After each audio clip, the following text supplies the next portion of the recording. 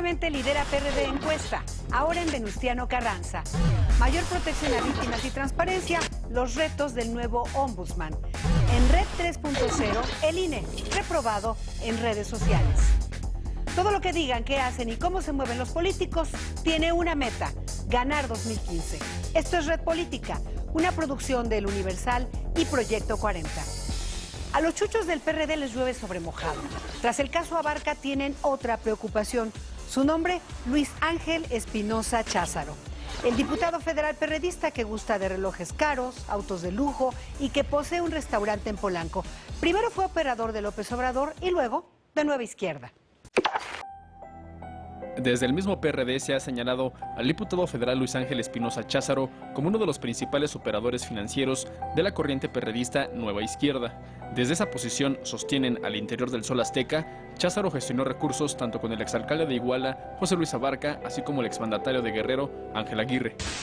Efectivamente, soy un operador político, con una historia pública en el sentido de reactivar una relación con el sector empresarial de nuestro país que se había dañado en la campaña del 2006. La influencia económica del legislador también penetra al presupuesto de la Cámara de Diputados, pues en San Lázaro, su suegro Ubaldo Velos es el director de Servicios Generales, área encargada de las contrataciones y suministros del Palacio Legislativo. Si alguien tiene pruebas, ¿no?, en vez de estar filtrando trascendidos, sabemos de dónde vienen, nos parece irresponsable en el momento que está viviendo el país pretender golpear a un grupo político, porque no es a un diputado, es a un grupo político.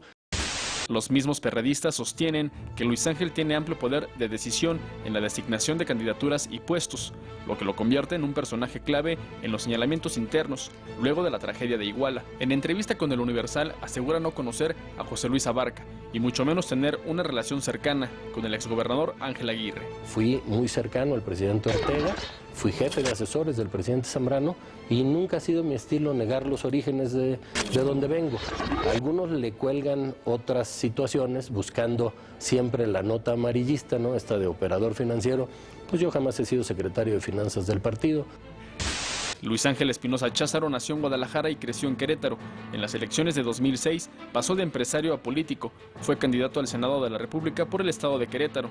A partir de ahí comenzó a tejer una relación política con los chuchos. Llegó a la Secretaría de Desarrollo Económico del Distrito Federal en la administración de Marcelo Ebrard.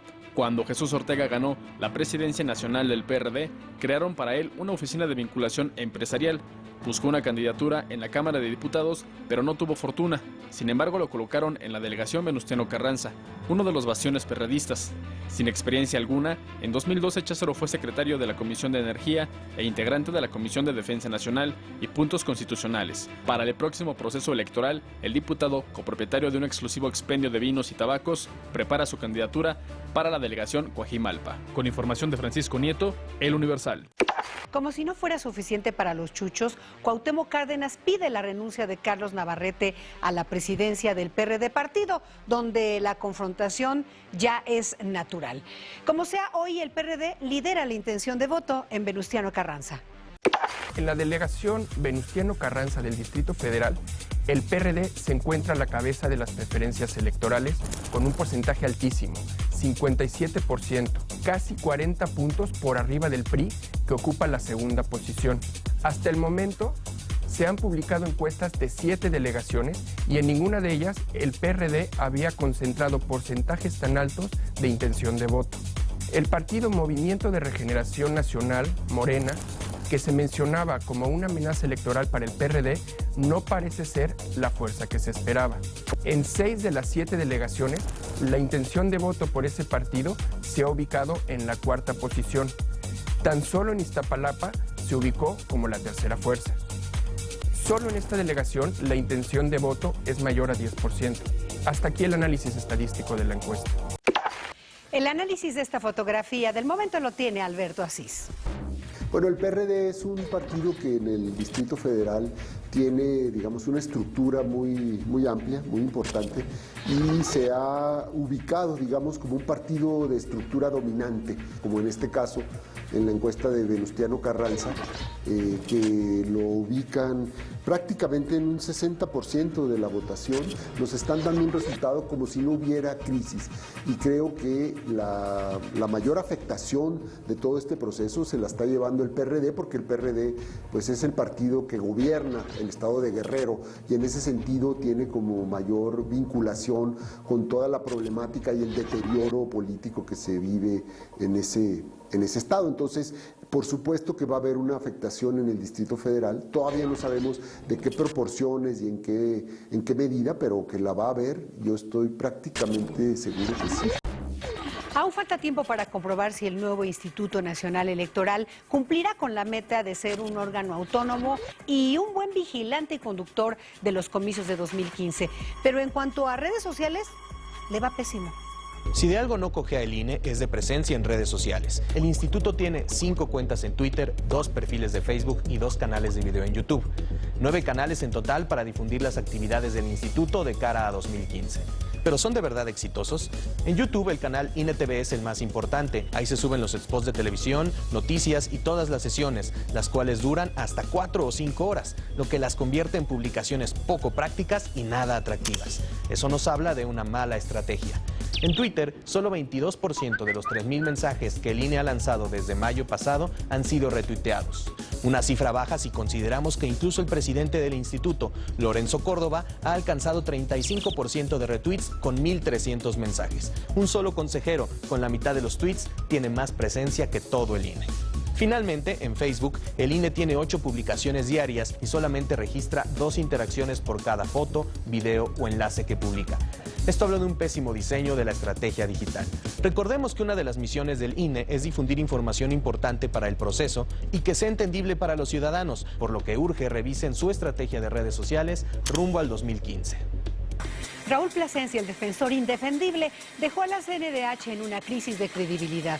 Luis Raúl González Pérez, ex abogado general de la UNAM y discípulo de Jorge Carpizo, es hoy el ombudsman que llegó con el consenso de todos los partidos, pero sobre todo con el apoyo de la UNAM.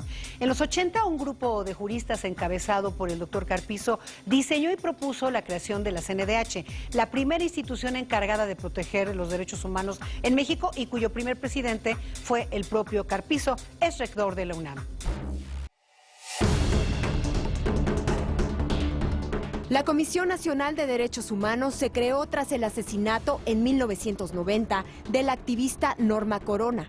Dado su carácter no jurisdiccional, su legitimidad radica en su autoridad moral para que sus recomendaciones sean acatadas por parte de las autoridades responsables de cometer violaciones a los derechos humanos. El primer ombudsman fue el doctor Jorge Carpizo MacGregor, que estuvo al frente de la CNDH de 1990 a 1993. El sucesor de Carpizo fue Jorge Madrazo, quien ocupó el puesto en forma interna. Madrazo dejó el cargo de junio a diciembre de 1994, cuando se desempeñó como comisionado para la paz y reconciliación en Chiapas en el alzamiento del EZLN. La jurista Mirel Rocati lo sustituyó en 1997. Sin embargo, fue relevada del cargo luego de que su gestión al frente de la CNDH fue calificada de blanda. Con la idea de desvincular la designación del Ejecutivo, una modificación en la Constitución dejó en manos del Congreso la selección del ombudsman. En 1999, el Senado nombró a José Luis Soberanes, quien se mantuvo en el cargo durante 10 años. Del doctor Soberanes se criticó su protagonismo y sus pretensiones políticas. Además, se cuestionó su actuación en el caso de la indígena Ernestina Asensio. En el último año de su gestión, organizaciones nacionales e internacionales criticaron un incremento de 300% al presupuesto de la comisión, colocando la oficina del ombudsman como la más costosa de América Latina. Soberanes fue sustituido por el doctor Raúl Plasencia, criticado principalmente por su falta de interés en las víctimas, pues fue omiso en diversos casos de interés nacional, como la masacre de migrantes en San Fernando, Tamaulipas, la presunta ejecución en Tlatlaya y la desaparición de 43 normalistas de Ayotzinapa. Sus recomendaciones fueron tardías e incompletas. En el caso de los migrantes de San Fernando, los hechos ocurrieron en 2010 y la recomendación se emitió hasta 2013. Los viajes también lo pusieron en jaque. En sus primeros 3 años viajó 15 veces. Tan solo un vuelo a Uruguay costó 116,000 pesos. La organización Human Rights Watch advierte que la situación de los derechos humanos en México es crítica. Es por eso que los retos que enfrenta la comisión van desde la transparencia en el presupuesto que recibe la institución, modificaciones en el organismo que permitan proteger a las víctimas y un mayor diálogo con organismos homólogos en los estados, organizaciones civiles y autoridades de los 3 niveles de gobierno, además de trabajar con plena autonomía. En el último puente vacacional del año, Leo Augusto y Los Ángeles del Gordo se fueron a un tour por el tiempo para encontrar el origen del popular San Lunes.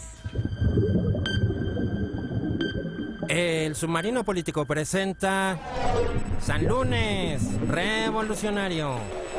En los tiempos de don Porfirio Díaz se pensaba que el alcoholismo era una lacra social, igual que lo considera hoy el doctor Mondragón y Calv con respecto a la legalización de ciertas drogas.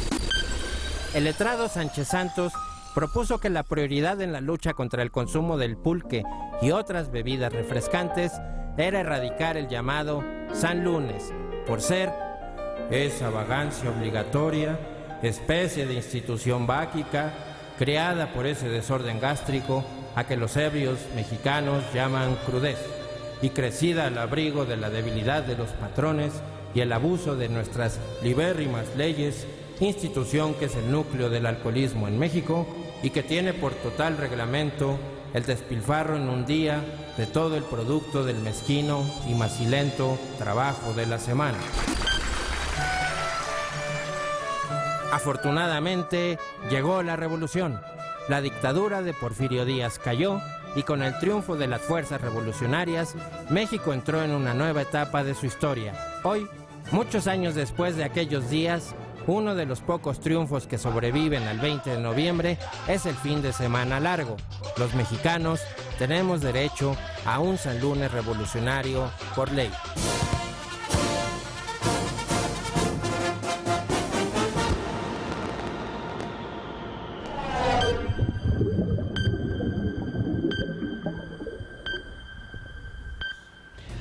Una de las frases más conocidas de Gandhi dice: ojo por ojo y todo el mundo quedará ciego. Ese lamentablemente parece ser el ánimo tras los hechos de Iguala, que sin duda son deplorables y dolorosos, pero que no debieran tener como única respuesta la violencia y la intolerancia. ¿De verdad en todo lo que hemos visto, todos son buenos o todos son malos? ¿El mundo solo es blanco y negro o hay matices? Sin exonerar al Estado y sus diferentes instituciones, ¿hay una corresponsabilidad ciudadana? ¿Usted qué piensa? Antes de irnos, hacemos un enlace con Paco Vaca.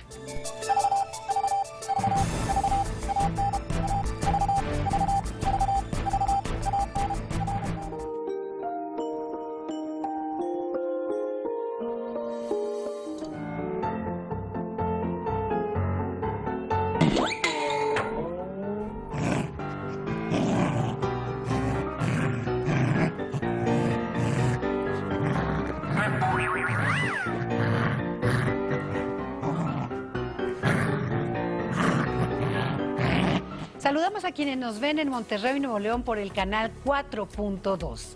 Círculo Editorial Azteca y Editorial Urano les recomiendan el libro La evolución de la dieta de la zona de los doctores Silvia y Gustavo Orozco, una guía médica y científica de alimentación y estilo de vida para el cuidado de nuestra salud. No lo olvide, 2015 será la antesala de las elecciones presidenciales. Le invito a observar con detalle qué hacen los políticos. Nos vemos aquí la próxima semana.